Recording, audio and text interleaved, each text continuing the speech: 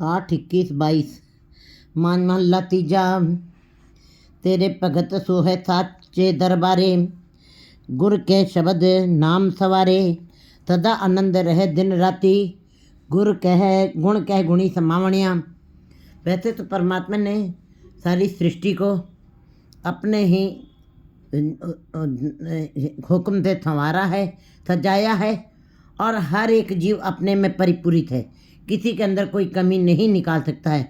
चींटी हो चाहे हाथी हो, सबकी रचना परमात्मा ने अपने हिसाब से और अपने ही हुक्म से की है। कोई भी अपनी अकल से उसके अंदर कोई कमी नहीं निकाल सकता है। और सारे जीवों को परमात्मा ने बिल्कुल शरीरों की रचना एक जैसी की है। कोई वो बात अलग है कि रंग रूप भेद ये सारी भिन्नता हो सकती है, छोटा बड़ा हो सकता है, काला गोरा हो सकता है, लेकिन शरीर की रचना हाथ मुंह नाक आँख कान ये सब बिल्कुल एक जैसे ही लगाए हैं। सबकी रचना एक जैसी की है। मनुष्यों की उनको सजा के हर एक को भेजा है। किसी का नाक अलग नहीं लगा, किसी के दांत अलग नहीं है, किसी का कान अलग नहीं लगा, सबकी रचना एक जैसी की है। लेकिन कहते हैं सबको बर्तन बना के भेजा है। हम बर्तन बन के आए हैं, परमात्मा के दरबार से सजे हुए बर्तन आए हैं। लेकिन सजे में और समरे में बड़ा अंतर होता है।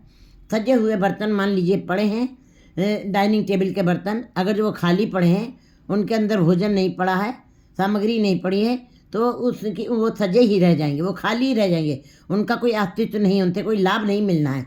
इसी प्रकार अगर जो बाहरी सुंदरता से कहे कि हम सजे हुए आए हैं, वो सजावट ही है केवल। और समरे हुए का मतलब है जिनको परमात्मा ने अपने हुक्म अपनी दरगाह से उनके अंदर भक्ति वाले गुण डाल के भेजे हैं। परमात्मा गुणों का सागर है, जिनके अंदर अपने गुण डाल के भेजे हैं परमात्मा ने, उनको भक्त बना के भेजा है।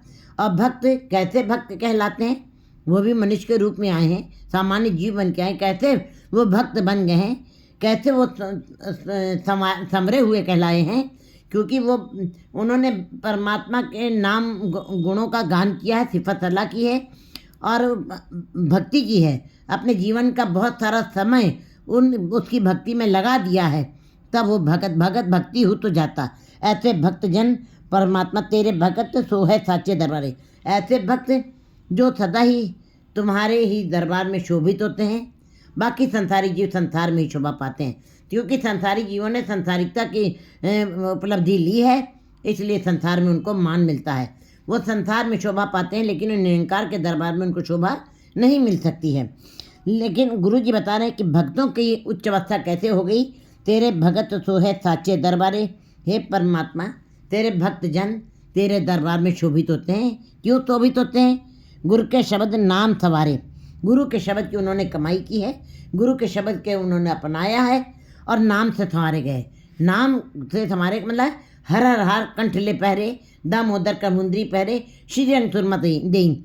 उन्होंने बाहरी हार श्रृंगार को नहीं अपनाया है, बाहरी आभूषणों की महत्ता को नहीं लिया, सोने चांदी हीरे के।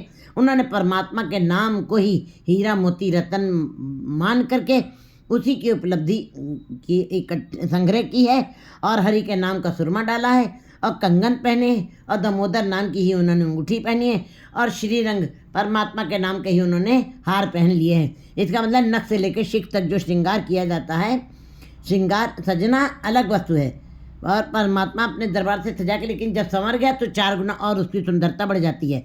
सज के तो सारे आए हैं, लेकिन जब जो जीव गुरु के शब्द के साथ जुड़ते हैं, जो भक्त बन जाते हैं, वो संवर जाते हैं, उनकी सुंदरता और करोड़ों गुना बढ़ जाती है जो समर जाते हैं। सदा आनंद रहे दिन राति, गुण कह गुणी समावनिया। क्योंकि उन्होंने नाम के आभूषण पहन ले, नाम के आभूषणों के साथ अपने को संवार लिया है, और वो आभूषण कभी भी ख़त्म नहीं होंगे, कभी नष्ट नहीं होंगे। सांसारिक आभूषण तो नष्ट हो जाते हैं, जल जाते हैं, डूब जाते हैं, कोई चोर चुरा ले जाता है, लेकिन नाम का जिन्होंने आभूषण करके अपने को संवारा है भक्तजनों ने, वो सदा ही आभूषण उनके शरीर पर सुशोभित होंगे और समरे रहेंगे भक्तजन सदा। और सदा भक्तजन समरे का मतलब है सदा आनंद में रहेंगे, उनको कभी पीड़ा नहीं होगी। दिन रात गुण कह गुणी समावने। दिन रात भक्तजन उनके परमात्मा के भक्तजन दिन रात परमात्मा के गुणों का गान करते हैं। गुण के गुणी समाने, गुणों का गान करते करते गुणी में ही समा जाते हैं। इसी को कहते हैं भक्त। संत होने का मतलब ये नहीं कि हम कैसे कह सकते हैं कि संत तब किसी को कहते हैं जब हम खुद संत की अवस्था से गुजरे हों। संत की अवस्था को संती पहचानता है, भक्ति की अवस्था को भक्ति पहचानता है। भक्त बनना आसानी, भक्त बराबर अवर न कोई। वो परमात्मा गुणों का सागर है, वो गुणी में समा गए हैं परमात्मा में अब, और उसमें कोई अंतर नहीं रह गया। कबीर कहते हैं, कबीर जी कहते हैं कि कबीर राम है एको। कहते हैं कबीर और राम की अवस्था एक ही है। अब तो जाए चढ़े सिंहासन, मिले है सारंग पानी। कह कबीर कहते हैं, कबीर जी कहते हैं मैं तो तेरे साथ मिलाप कर गया हूँ, मिले है सारंग पानी। मुझको कोई अब अलग नहीं कर सकता तुम्हारे से, मेरा तेरा एक रूप हो गया है। पहले परमात्मा कबीर को खोजता था, कबीर परमात्मा को खोजते थे। अब एक रूप हो गए हैं, पूरक हो गए हैं, अन्योनाश्रित हो गए, एक दूसरे को पहचान भी सकते। क्योंकि जो जल में जलाए खटाना, तो ज्योति संजोत समा, उनकी ज्योत के अंदर समा गई है, नाम नामी के अंदर समा गया। होम वारी जो वारी नाम मन वसावण्या, मैं उनके ऊपर बलिहार जाता हूँ, कुर्बान जाता हूँ, जो अपने मन में परमात्मा के नाम को मन से बसा लेते हैं। क्योंकि मन से बसाना आसान नहीं है, पढ़ना अलग चीज़ है, पढ़ना गुणना संसार की कार है। कहते हैं कि पढ़ना गुणना तो एक व्यवहारिक कार्य है, वो ज्ञान न गली टूंढी है। ये ज्ञान हो सकता है इसे, लेकिन ज्ञान न गली टूंढी कथना करना, इसका कथन करना, इसको अपनाना, इसको मन में मनन करना, विचार करना, मन से मान लेना, ये बहुत कठिन है, बहुत कठिन है। हाँ वारी जो वारी, मैं ऐसे जीवों के ऊपर कुर्बान जाता हूँ जो मन से परमात्मा के नाम को अपने मन से सुनते हैं और मन में बसा लेते हैं। हर जो सच्चा ऊंचा हमें मार मिलावणिया, वो हरि सच्चा है। परमात्मा किसको कहते हैं? परमात्मा सच, परमात्मा सच है, परमात्मा प्रकाश है, परमात्मा महासूर्यों का सूरज है, परमात्मा राजाओं का राजा, महाराजाओं का महाराजा है। उसके जैसा कोई नहीं है, वो ला शरीक है, उसका कोई शरीक नहीं है। वो जो कुछ करता है अपने हिसाब से, अपने ही उसमें करता है, हुक्म से करता है। हर जो सच्चा वो परमात्मा सच्चा है। ऊंचो ऊंचा वो ऊंचा है, सबसे ऊंचा है, ऊंचो ऊंचा है, ऊंचे से भी ऊंचा है। हाँ में मार मिलाने, कैसे मिलाप हो सकता है? जीव जब अपने अंदर से मैं मेरी ख़त्म कर देता है, अहंकार के भाव को ख़त्म कर देता है, मिलाप हो जाता है उसका। रहो हर जीव साचा साची नहीं, परमात्मा ने सच है, हरि स्वयं सच है, उसकी नाई, उसकी दुनिया भी सच है, उसकी बनाई हुई सृष्टि भी सच है। कैसे सच है? जैसे कि 7 समुद्रों में पानी जितना सृष्टि के उत्पत्ति के समय था, आज भी उतना ही पानी है, उसमें से एक भी बूंद कम नहीं हुई है। गर्मी आई पानी सूख जाता है, जाड़ा आया पानी बर्फ़ बन जाता है, गर्मी आई पानी पिघल जाता है। वह उतना ही एक बूंद भी उसमें से किनका ख़त्म नहीं हुआ। अग्नि के कण भी जितने हैं, जितने थे आज सूरज की रोशनी के, उतने ही आज भी हैं, उसमें से एक भी किनका ख़त्म नहीं हुआ। ऊपर जाता ज़रूर है वो किनका, जैसे लगता है, लेकिन नीचे ही आके वो आग के किनके भी नीचे ही आके गिरते हैं। इसी प्रकार मिट्टी धूल के कण भी, जितने बालू के कण, जितनी मिट्टी धूल के कण सृष्टि की उत्पत्ति के समय थे, आज भी उसके अंदर से एक भी बालू का किनका ख़त्म नहीं हुआ है। क्योंकि जैसे बालू का, जैसे आंधी आती है, बालू ऊपर जरूर जाती है, मिट्टी ऊपर जरूर जाती है, लेकिन आसमान तक नहीं जाती, वो नीचे ही आ जाती है। इसका मतलब बिल्कुल परिवर्तन जरूर है। पहाड़ टूटे हैं, मिट्टी बालू अलग हो गई है, लेकिन जिस तरफ मलबा गिर रहा है, फिर वही पहाड़ बचपन में आ जाते हैं। फिर ज़्यादा मलबा ऊपर से गिर रहा है, पहाड़ बूढ़े हो गए हैं, उनका अस्तित्व खत्म हो गया, जवानी आ गई है। इसी प्रकार सृष्टि में वृक्षों का भी यही हिसाब है। छोटी छोटी कोपलें जिनकी निकली हैं, उनका बचपन है। जो वृक्ष फल दे रहे हैं, वो उनकी जवानी है। और जो फलदायक नहीं रह गए हैं, बिल्कुल बंजर हो गए हैं, वो टूट के गिर जाते हैं। इसी प्रकार हर जीव की, हर वस्तु की अवस्था है। गुरु जी बता रहे हैं, बच्चे के ऊपर बचपन भी अपने आप आता है, माता के गर्भ में भी परमात्मा के हुक्म से आ रहा है, और बचपन अपने आप आया है, ये नहीं कि उसको बुलाना पड़ा है, उसको दुख नहीं हुआ। जवानी आई बड़ा खुश हुआ है, लेकिन बुढ़ापा आया उसको दुख हुआ नहीं। उसमें तुम दुख नहीं करते, क्योंकि ये तुम्हारे कहने से नहीं हो रहा, वो सब अपने आप हो रहा है। गुरु जी बता रहे हैं, ऊंचो ऊंचा वो सबसे हाँ में मान मिला। हर जो सच्चा साची ने, उसने अपने, वो स्वयं सच्चा है, उसकी बनाई हुई सृष्टि भी सच्ची है। गुरमत सच्ची नाई गुर प्रसादी किसे मिलाई, गुरु की कृपा से किसी को कोई करोड़ों में से एक आध जीव को अपने में मिला लेता है। गुरु शब्द मिले से विछड़े नहीं। गुरु के शब्द के साथ जो नाम जपते हैं, जो परमात्मा के गुणों का गान करते हैं, वो सदा ही मिले रहते हैं। मिले होए ना विछड़े, फिर वो बिछुड़ते नहीं हैं। वो सदा ही परमात्मा के साथ ही मिले रहते हैं। ना ही सहजे सच समाण्या, सहज है सच समाण्या, स्वयं ही सरलता से ही अपने आप ही स्वतः वो परमात्मा में मिल जाते हैं, समा जाते हैं। सहजे सच समाण्या, उसे सच में, सच परमात्मा सच है, परमात्मा में ही समा जाते हैं। तुझसे बाहर कछु न होए, हे परमात्मा तेरे से बाहर कुछ भी नहीं है। हुक्मे अंदर सबको, बाहर हुक्म न कोई, नानक हुक्मे जे बुझे तो हम में कहे न कोई। गुरु जी बता सब कुछ उसके हुक्म में हो रहा है, तू कर कर देखे जाने सोए। वो परमात्मा सब कुछ जीवों से करवा रहा है और जीव कर रहे हैं उसके हुक्म से ही हो रहा है। ये नहीं कि कोई जीव अपनी अक्ल से अपने मन से कर रहा है।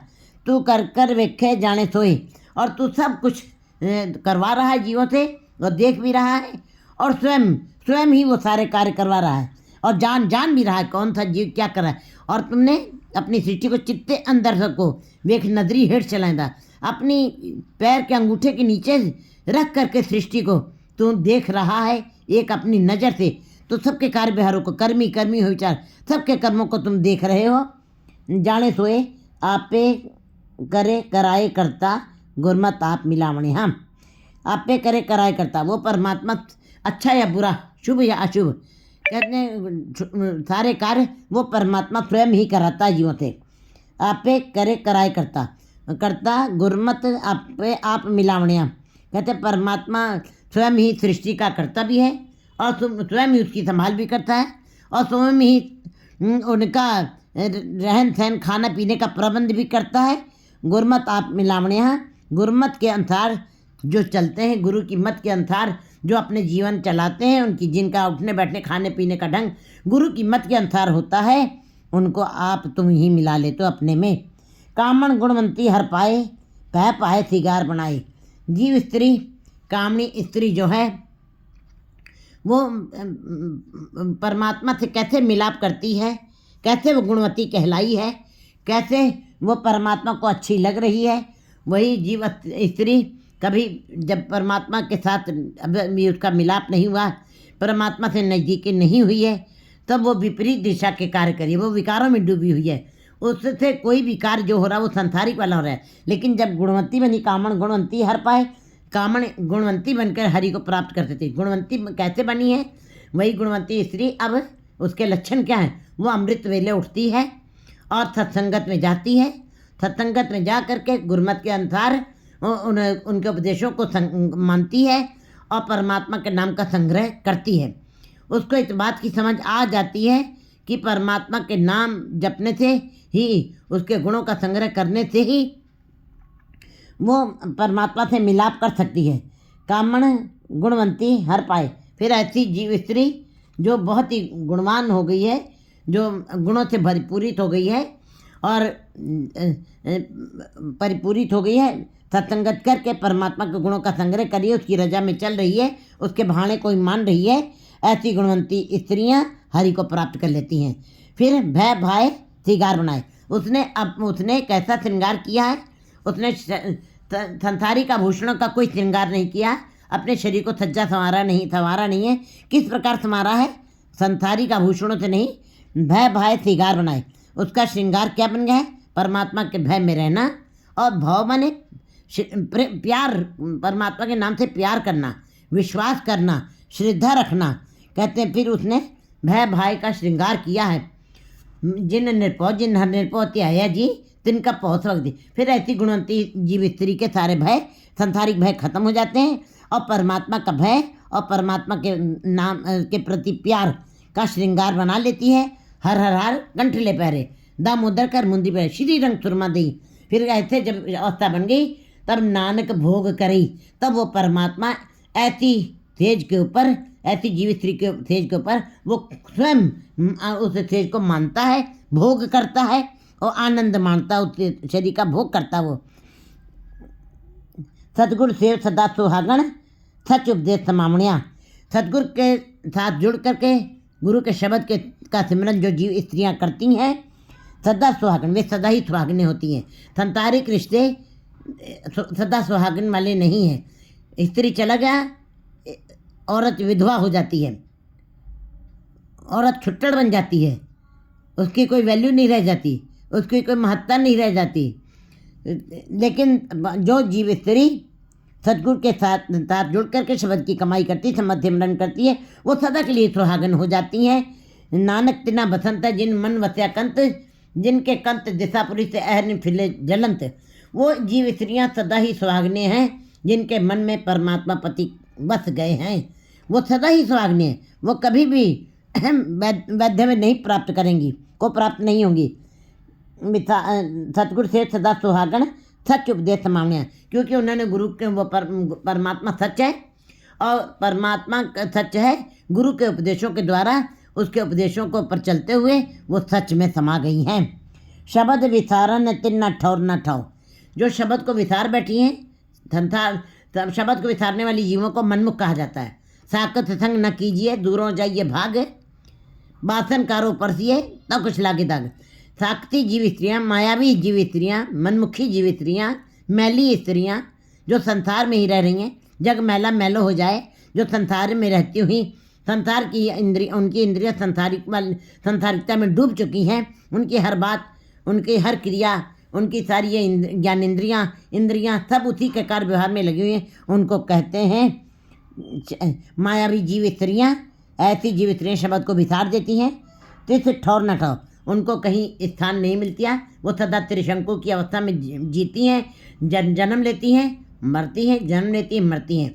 और तिसनो ठौर न ठौ, जैसे कौआ सूने घर में चला जाए, जिस घर में कोई नहीं रहता वहाँ पे कौआ चला जाए, उसको कुछ भी प्राप्त नहीं होता, वो खाली हाथों लौट आता है। इसी प्रकार संसार में आई हैं जीव स्त्रियाँ, अगर जो परमात्मा के नाम को विसार दिया है, वो जिस प्रकार कौआ सूने घर में आया है उसको कुछ भी प्राप्त नहीं हुआ, इसी प्रकार वो भी खाली हाथ चली जाएंगी। कौए की तरीके से उनकी स्थिति बन जाएगी, संसार में आकर के व्यर्थ में जीवन बिता के चली जाएंगी और कहीं भी उनको स्थान नहीं मिलेगा। सदा भटकती रहेंगी, सदा बेचैन रहेंगी, सदा ही दुखी रहेंगी। ब्रह्म पूले जियो सुन जयकर काओ, वो भ्रम में भूली हुई सन्नाटे वाले घर में जैसे कौआ आ गया है, वैसे ही वो सन्नाटे में चली जाएंगी। और जो जिस चीज़ से चमक होनी थी, प्रकाश होना था, जिस चीज़ से रौनक होनी थी, उजेला होना था, खेड़ा होना था, वो चीज़ उसने प्राप्त नहीं की है। प्राम पूले प्रभाव में भूली रही, द्विभाव में जी, 2 3 4 संसार उसी में भटकती रही। जो तुझे कौवे वाली स्थिति उसकी बन गई, उसको कुछ भी नहीं मिला, व्यर्थ में सुनने सन्नाटे वाले संसारी घरों में आकर के व्यर्थ में समय बिता कर चली गई, वहाँ पे उसको कुछ प्राप्त नहीं हुआ, खाली आई थी खाली जा रही है। हलत पलत तिन्नी दोवे गवाए, दुखो दुख विहाम्या। ऐसी जीवित्रियाँ, मायावी जीवित्रियाँ जिन्होंने शब्द को विसार दिया है, वो लोक और परलोक उनका दोनों ही व्यर्थ हो जाता है। लोक परलोक दोनों में उनको शोभा नहीं मिलती है, दोनों गवा दिए हैं उन्होंने। न संसार का सुख मिला और न निरंकार का। हलत पलत तिन्नी दोवे गवाए, दुखे दुख विहाम्या। और ऐसे जीव स्त्रियों के जीवन में दुख ही दुख रहता है, कभी भी सुख की घड़ी नहीं आती है। लिख दिया कागद मस कोई, दूजे पाए सुख पाए न कोई। कूड़ लिखे ते कूड़ कमावे, जल जावे कूड़ विचित्र लामणिया। गुरु जी संसारिक उपलब्धियों को ज़्यादा महत्ता नहीं देते हैं, और अगर जो संसारिक उपलब्धियों की महत्ता है तो गुरु जी बता रहे हैं कि तुमने नमकीन भोजन बनाया है तो नमक डालना पड़ेगा, नमक रस है। मीठा बनाया है, मीठा डालना पड़ेगा, मीठा रस है, नहीं तो उसका कोई स्वाद नहीं, वो फीके रह जाएंगे, आप खा नहीं सकते उनको। इसी प्रकार अगर जो संसार में परमात्मा ने तुमको सारे सुख दिए हैं, आनंद दिए हैं, उसके बीच में रहते हुए अगर जो तुमने परमात्मा के नाम रस को, महारस को ग्रहण नहीं किया तो उसका कोई अर्थ नहीं है, वो तुम चख नहीं सकते, उसका कोई आनंद नहीं आएगा, उसका कोई रस नहीं रह जाएगा। चाहे जितने भी ये प्रसाद छत्ती अमृत के भोजन का तुम पान कर लो, और चाहे जितने वस्त्र पहनो, चाहे जितने आभूषण पहनो, चाहे जितने सुखों का भोग कर लो, सारे संसार के सुख तुम्हारे चरणों में आ भी जाएं। कहते हैं फिर कितनी उपलब्धियाँ, कहते हैं तुम कई लोग बैरिस्टर, जज बड़ी बड़ी उपाधियों पर पहुंच जाते हैं, उनके अंदर अहंकार आ जाता है, क्योंकि ज्ञान ने जीव के अंदर अहंकार को बढ़ाया है। आज के जीव के अंदर ज़्यादा अहंकार बढ़ा है। वो बच्चे जो पढ़ लिख जाते हैं और पढ़ते लिखते उन्होंने त्याग किया है, पढ़ाई में माना है, लेकिन उसके पीछे माँ बाप का भी बड़ा पार्ट होता है जो उस अवस्था पे पहुँचते हैं। लेकिन जैसे ही उच्च अवस्था को पार लेते हैं, बच्चे माँ बाप को भावना समझने लगते हैं, उनको कुछ समझते नहीं हैं और थोड़ी और संपन्नता आ जाती है, वो परमात्मा को भी नहीं मानते, वो नास्तिक हो जाते हैं। इसका मतलब संसार की उपलब्धियाँ जीव चाहे जितना लिख पढ़ के विद्वान बन जाए, चाहे जितना भी करोड़ों करोड़ों खरबों खरबों रुपए की एक दिन में कमाई भी करने लगे, गुरु जी बता रहे हैं तुमने लिखते लिखते सारी कापियाँ भर रही हैं, बड़े सारे खर्च कर दिया है, बड़ा सारा तुमने अपने समय को लगा दिया है, जीवन का अधिकतर समय जो है तुमने उस संसारिक विद्या में लगा दिया है। लिखते लिखते कागज खत्म हो गया, स्याही भी खत्म हो गई, इतना तुमने पढ़ा लिखा, इतने विद्वान बन गए, इतने ब्रिलियंट बन गए, लेकिन गुरु जी कहते हैं कि कागज भी खत्म हो गया, स्याही भी खत्म हो गई, इतनी तुमने पढ़ाई की है। दूजे पाए सुख पाए न कोई। लेकिन अगर जो संसारिक पढ़ाई की है तुमने और 2 3 4 संसार की बातें की हैं, संसार की बातें लिखी हैं, संसार की बातों का ही विचरण किया, संसार की बातों को ही मुख से बोला, संसार की आंखों से ही संसारिक आंखों से ही संसार की किताबों को तुमने देखा है, तो कहते हैं दूजे पाए सुख पाए न कोई। फिर ऐसी विद्वता जिसके अंदर निरंकार का नाम का स्थान नहीं है, ऐसी विद्वता किसी काम की नहीं। गुरु जी बताएं उससे तुम्हें कोई सुख नहीं मिलेगा, वो क्षणिक है, वो केवल संसार तुम्हें चमकदार दिखाई दे रहा है, लेकिन वो वास्तव में वो चमकदार नहीं है, वो एक पर्दा, एक भ्रम है, क्योंकि हमारी आंखों के आगे भ्रमों के मोटे मोटे पर्दे पड़े, विकारों के पर्दे पड़े हुए हैं। इसीलिए हमें संसार की सच्चाई पता नहीं लगती है और हम संसार की उपलब्धि को सच्ची उपलब्धि मानने लग जाते हैं और हम छोटे से संसार को बना लेते हैं, उसी के अंदर स्त्री बच्चे और बड़ी बड़ी उपाधियों के पास बैठ जाते हैं, फिर उसी संसार को, उसी छोटे से दुनिया को अपना समझ लेते हैं और निरंकार को भूल जाते हैं। ऐसी विद्वता, ऐसी लिखना, ऐसा पढ़ना जिससे कागज़ भी ख़त्म हो गया, लिखते लिखते स्याही भी ख़त्म हो जाए, इतनी तुमने पढ़ाई की है, लेकिन कहते हैं तुमने संसारिक पढ़ाई की है, इससे तुमको सुख कभी नहीं मिलेगा। पाए ना कोई भी जीव इससे सुख नहीं प्राप्त कर सकता है। कूड़ लिखे तो कूड़ कमावे, जल जावे कूड़ चित लावने, क्योंकि संसार झूठ है, संसार नश्वर है, संसारिकता की सारी बातें नश्वर हैं।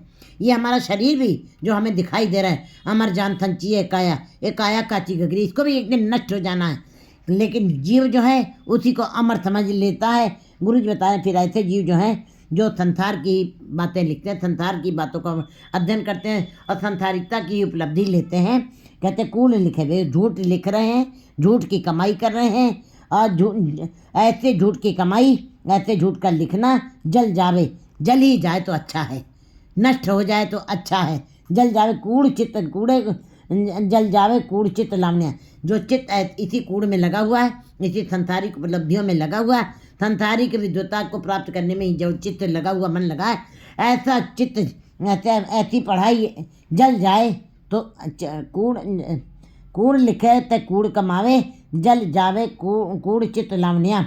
ऐसा झूठा पसारा जल ही जाए तो अच्छा है। जिन जीवों का चित्त इसमें लगा हुआ है नश्वर वस्तुओं के साथ, वो ख़त्म ही हो जाए तो अच्छा, जल जाए तो अच्छा है। जिनका चित्त इसके अंदर लगा है, गुरुमुख सच्चो सच लिखे विचार, गुरुमुख जीव जो हैं वो सच को लिखते हैं, सच को देखते हैं, सच का विचार करते हैं, सच का ही विचार करते हैं। उनकी इंद्रियां, ये इंद्रियां आँखें उसको, उस सच को देखती हैं, कान उस सच को ही सुनते हैं, रसना उस सच को ही बोलती है और हाथ पैर उसी हाथों से उसी की वाणी को लिखा जा रहा है, पैर उसी दर के ऊपर जा रहे हैं, सच के दरबार पे चल रहे हैं, सच्चे रास्ते पे चल रहे हैं। कहते हैं गुरुमुख सच्चो सच के लिखे विचार। गुरुमुख जीव जो हैं, जो गुरु की तरफ उन्मुख है, जिन्होंने गुरु के शब्द को कमाया है, उसके उपदेशों के ऊपर चले हैं, वो सच्चो सच लिखे, वे जो कुछ भी लिख रहे हैं वो सच ही लिख रहे हैं और विचार भी सच का ही कर रहे हैं। सच लिख सच समावण्या, और सच लिखते हुए, सच देखते हुए और सच की कमाई करते हुए दे जन गुरुमुख सच्चो सच लिखे विचार, थे जन सच्चे पावे मुदत। जो ऐसे गुरमुख जी जो सच का ही लिख रहे हैं और सच का ही विचार कर रहे हैं, ऐसे जन सच्चे, वे जीव सच्चे हैं, पावे मोक्ष द्वार। वे ही परम आनंद की अवस्था को प्राप्त करेंगे, वे ही चौथी अवस्था तुरीय अवस्था को प्राप्त करेंगे। वे स्वतंत्र हो जाएंगे, आज़ाद हो जाएंगे और मोक्ष द्वार को प्राप्त करेंगे। सच कागज कलम मसवाणी, सच लिख सच समावणिया। उनका कागज भी सच है, जिसके ऊपर जो उस कागज के ऊपर जो लिखा जा रहा है वो सच ही लिखा जा रहा है। कलम मसवाणी, उनकी कलम से जो लिखा जा रहा है, दवात में जो स्याही है, जो कुछ भी लिख रही है, सच लिख सच समावणिया। वो सच को, परमात्मा सच है, उसी की बातों का विवरण लिख रही है। ऐसे जीव गुरमुख जीव जो सच में ही समा जाते हैं। मेरा प्रभ अंतर बैठा देखे, वो परमात्मा मेरा, वो अंदर बैठा हुआ है, वो अमूर्त है, वो अदृश्य है, वो सब कुछ देख रहा है। एक चित्रगुप्त है, ये एक प्रकट चित्र है, हमारा शरीर जो हमको दिखाई दे रहा है। हम इससे कोई बुरा कार्य करते तो हमको पता चलता है, हमारे हाथों पैरों ने कोई गलत काम किया है तो हमको दिखाई देता है, हम अपराधी बन जाते हैं। लेकिन गुरु जी बता रहे हैं मेरा प्रभ अंतर बैठा देखे, लेकिन अंदर जो परमात्मा बैठा हुआ है वो चित्रगुप्त बन के बैठा, वो तुम्हारे अंदर के भी गुप्त चित्रों का भी विवरण जानता है। वो तुम्हारे सारे विचारों को अंदर बैठा हुआ देख रहा है। कर्मी कर्मी हो विचार, तुम्हारी एक एक श्वास का अंतर से हिसाब किताब ले रहा है, वो सब जान रहा है। शुभ अशुभ कर्मों का सब लेखा लिखा जा रहा है तुम्हारे क्योंकि जो चित्रगुप्त कोई चीज़ नहीं है, चित्रगुप्त कोई मनुष्य नहीं है। चित्रगुप्त एक परमात्मा द्वारा बनाई हुई मर्यादा है, उसका हुक्म है, उसकी रजा है। कहते हैं वो सब कुछ तुम्हारा उसकी मर्यादा में चल रहा है। तुम ये न समझो कि तुम्हारे बुरे कर्मों को कोई देख नहीं रख रहा है। हट पट्टन बिजमंदर पन्ने कर चोरी करावे, अग्गो दिखे पिछो दिखे तिस टका छुपावे। चोरी करने वाला इंसान आगे देखता है कि चौकीदार तो नहीं देख रहा है, पीछे देखता माली तो नहीं देख रहा है, लेकिन ये नहीं जानता ऊपर वाला मालिक सब कुछ देख रहा है, सबको देख रहा है। इस बात को सदा सावधानी से तुम जो भी कार्य करो वो बड़ी सावधानी से तुमको करना पड़ेगा, सावधान होकर करना पड़ेगा, क्योंकि नहीं तो उसका हिसाब देना पड़ेगा। मेरा प्रवंतर बैठा बिके, गुरु प्रसादी मिले सोई जन लेके। गुरु की कृपा से, गुरु के शब्द के साथ जो मिल जाते हैं सोई जन लेके, वही उन्हीं का किया हुआ कर्म, उन्हीं का किया हुआ ये लिखना पढ़ना देखना, वो सब परमात्मा के दरबार में स्वीकार हो जाता है। नानक नाम मिले वडियाई, पूरे गुरते पामणिया। कहते गुरु जी कहते हैं नाम से बड़प्पन मिलता है, नाम से बड़ाई मिलती है। संसार के धन से संसार में थोड़ी देर के लिए मान मिलता है। संसारी जीवों को संसारी जीव बड़े बड़े लोगों को मान देते हैं और सम्मान देते हैं, लेकिन जो नाम के बड़ाई के साथ जुड़ जाते हैं, नाम के साथ जुड़ते हैं, उनको परमात्मा के दरबार में ऐसी बड़ाई मिलती है जो कभी ख़त्म नहीं होती है। मिले बढ़िया नाम के साथ जो बड़ाई मिलती है वो सदा अजर है, वो सदा अमर रहती है, वो सदा के लिए रहती है, वो खेड़ा सदा के लिए रहता है पूरे गुरु पानी। लेकिन ये बड़ाई, ये मान सम्मान, ये उपलब्धि पूरे गुरु से ही प्राप्त हो सकती है। संसार से कहीं किसी जगह भी न देखी जा सकती, न खरीदी जा सकती है और न उच्च पदों वालों से प्राप्त की जा सकती है। 8/22/23